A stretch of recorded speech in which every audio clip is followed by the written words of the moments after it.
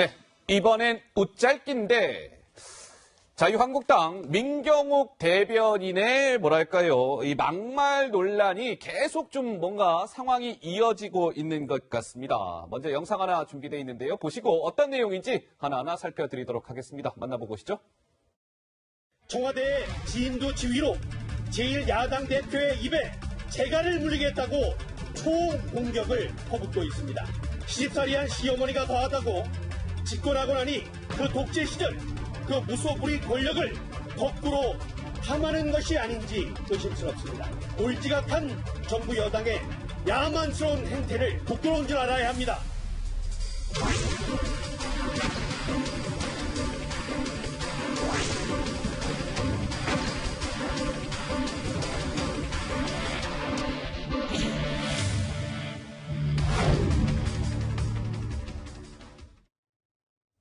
네, 민경욱 대변인의 영상을 보고 왔는데요. 자, 지금부터 준비된 뉴스는 저희가 또 세 분과 함께 살펴보도록 하겠습니다. 정치부의 김민지 기자, 그리고 김근식 경남대 교수, 박원석 전 정의당 의원 세 분과 함께 하도록 하죠. 어서 오세요. 안녕하십니까? 안녕하세요. 예.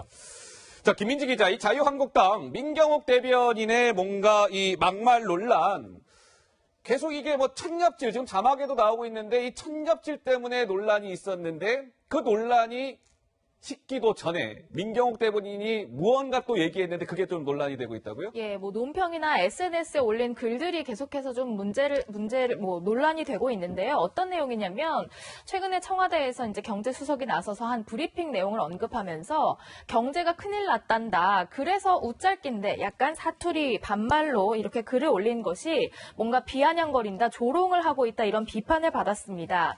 이게 어제 오전에 올린 글인데요. 어제 오후에 낮에 다시 한번 또 글을 올렸습니다. 내가 웃잘낀데 했다는 말이 막말이라고 한다. 그렇다면 앞으로는 이렇게 써야 되겠다 하면서 예전에 신하가 왕에게 쓰던 말투로 기체 후일양 만강하오신지요.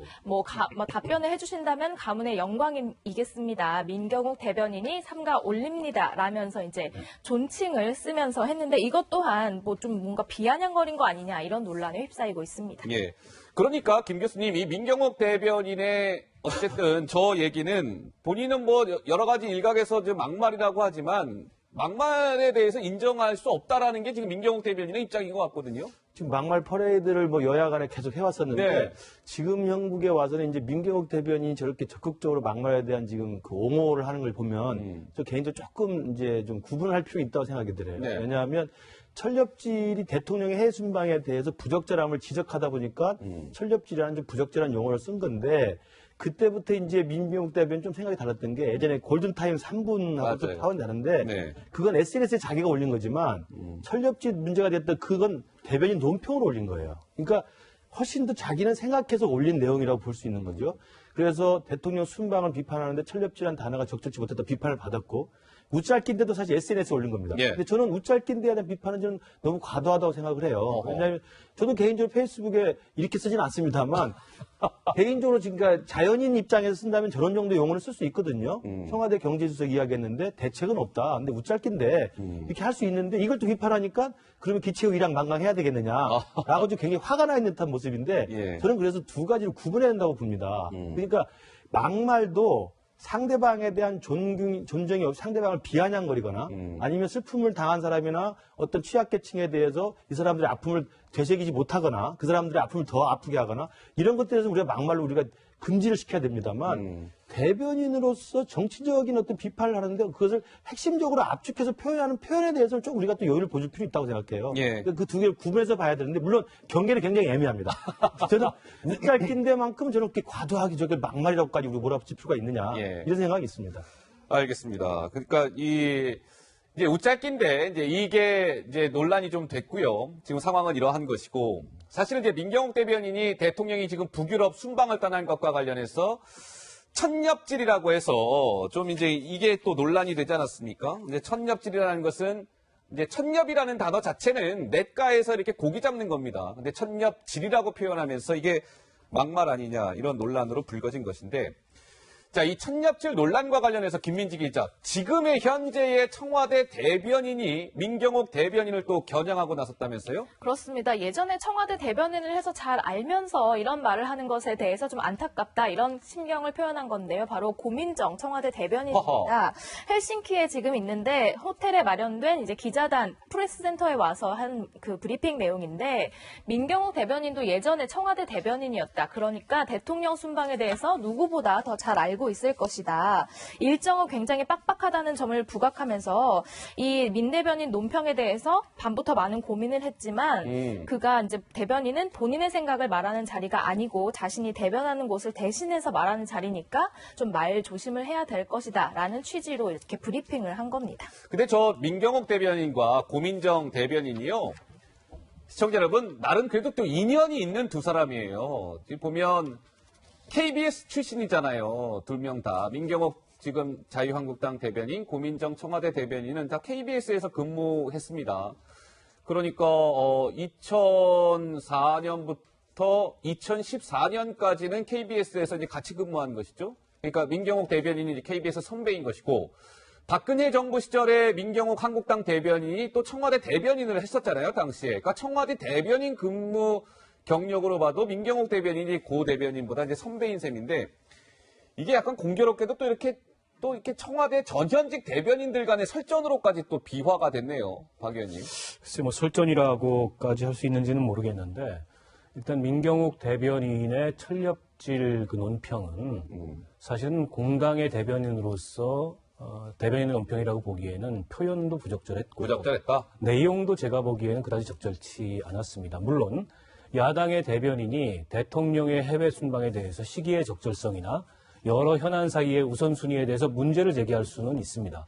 그러나 대통령이 북유럽 참국을 방문하는 것이 나홀로 내과에 몸담그러 가는 건 아니거든요. 게다가 철렵질이라는 표현은 글쎄요, 저도 당의 대변인도 해보고 예. 원내 대변인도 해봤지만 근래의 공식 논평에서 특히 이제 대변인 순회 논평에서 이런 표현을 쓴 적이 있었던가라고 생각이 들 만큼 굉장히 부적절한 표현이었다고 생각이 들고요. 예. 그에 대해서 아마 기자들이 질문이 들어오니까 고민정 대변인이 아니 본인도 청와대 대변인을 해봤는데 대통령의 해외 순방 일정이라는 것이 어떤 것인지 알고 그게 얼마나 그 바쁘고 또 동행 기자단이 있지 않습니까? 예. 때문에 대통령이 한가롭게 해외 순방 일정 중에 관광을 하는 일은 불가능해요. 그걸 아는 사람이 이런 식의 그 논평을 한다는 거에 대해서 유감스럽다는 표현을 한 거겠죠. 예, 알겠습니다.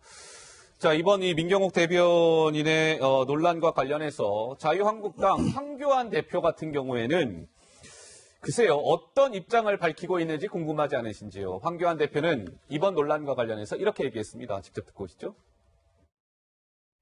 그 말에 대해서도 내용을 잘 이해를 해 주시길 바랍니다. 우리 여러분들께서 한번 판단해 보십시오. 자, 이 천nhập 질이라는 이 단어와 관련해서 내용을 잘 이해해 주시길 바랍니다. 여러분들께서 한번 판단해 보세요. 라고 황 대표가 얘기했습니다.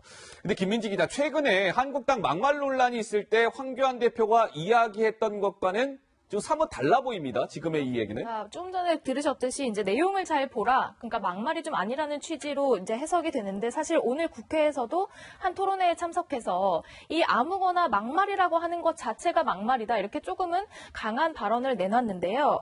말조심을 당부했음에도 불구하고 당내에서 계속된 막말 논란이 불거지자 엄중 경고하기도 했던 모습에서 좀 달라졌거든요. 그 전에 엄중 경고했던 그 모습 잠시 보고 오시죠. 앞으로 이런 일들이 재발하게 되면 정말 국민들께서 납득하실 수 있는 그런 응분의 조치를 취해가겠습니다. 이제 더 이상의 잘못은 용납할 수가 없습니다. 분명히 말씀드리자면 앞으로 또다시 국민 마음에 상처를 주고 국민의 신뢰를 떨어뜨리는 언행이 나온다면 참으로 엄정하게 책임을 물을 것입니다. 자, 김 교수님, 이건 어떻게 봐야 될까요? 그러니까 지난 4일에만 하더라도 아예 응분의 조치를 취하겠다 했는데 이 천nhập질 민경욱 대변인 발언과 관련해서는 내용을 이해하고 판단해달라. 약간 이게 좀 바뀌었잖아요, 입장이? 그러니까 아까 제가 네. 말씀드린 것처럼 저도 그래서 개인적으로 한번 생각을 해봤어요. 그동안 최근 잇따라 나왔던 여야의 이 막말을 봤더니 첫 번째는 아까 말씀드린 것처럼 사회적으로 약자나 슬픔을 당한 사람들이 그 슬픔을 공감하지 못하고 한 번 더 슬프게 했던 발언이 있죠. 세월호 점점 먹는다는 우리 차병진 전 의원의 아주 막말이 있었고요. 그다음에 한센병, 그다음에 또 노인 비하 발언들이 있었고 또 이해찬 대표가 장애인 비하 발언도 있었습니다. 이것들은 굉장히 문제가 큰 발언들이었고요. 또 하나는 뭐냐면 아무리 정치적 비판을 하더라도 상대방에게 품격 있는 이야기를 해야 되는데 상대방을 과도하게 너무 욕을 하는 경우가 있었어요. 근데 대통령 보고 빨갱이라고 했다. 빨갱이. 어허. 그다음에 또 제1야당 대표 보고 또 이제 사이코패스라고 했던 경우도 있고 또 대통령 보고 한센병이라고 했던 경우도 있어요. 이런 것들도 분명히 막말에 들어갑니다. 근데 또 하나 애매한 게 뭐냐면 지금 저도 그렇게 지금 생각을 하는데 예. 아까 제가 말씀드린 것처럼 야당 대변인이 논평을 통해서 비판을 하는데 야당 대변인 예전부터 촌철살인이라고 그러잖아요. 예. 그리고 짧은 메시지로 자기들의 정치적 주장을 압축해서 표현을 해야 됩니다. 그러다 보면 은유적 표현을 많이 써요. 그러다 보니까 은유적 표현이 잘하면 촌철살인인데 못하면 막말에 들 수 있는 거거든요. 아하하. 그게 이번에 제가 볼 때 천렵질입니다. 천렵질. 아하. 논평으로 민경욱 대변인은 한국당 입장을 대변한 겁니다. 지금 시국이 정말 엄중하고 외교 안보적 사안이 지금 유중한데 대통령이 좀 한가롭게 국민으로 갈 때입니까라고 비판한 건데 이걸 천렵질이라는 부적절한 단어를 요약을 한 거예요. 그러니까 제가 볼 때 욕을 먹는 건데 저기서 천렵이라는 단어를 안 썼으면 아무 문제가 없는 겁니다. 네. 그러니까 아마도 저는 황교안 대표가 맞다 막말은 맞지만 예. 이 막말 논란 말고 그 뒤에 있는 대통령 순방에다 비판을 좀 봐달라. 아마 그런 식으로 이야기를 한 것 같고 예. 저는 그런 면에서 본다면 예. 대변인이 공식 논평을 낼 때는 정치적 메시지 플러스 비유적 표현을 쓰더라도 정말 책 잡히지 않게 골라서 잘 써야 됩니다. 골라서 잘 써야 된다. 물론 여기 박 대변인은 잘 해보지 않겠지만 그런 걸 잘했다고 한다면 예. 저게 대해서는 사실은 오히려 말꼬리 잡기 빌미만 줬지 예. 오히려 자기가 하고자 하는 정치적 의미를 대통령한테 제대로 전달 못했잖아요. 그러면서 저는 민경욱 대변인도 할 말은 없을 거라고 생각합니다. 예.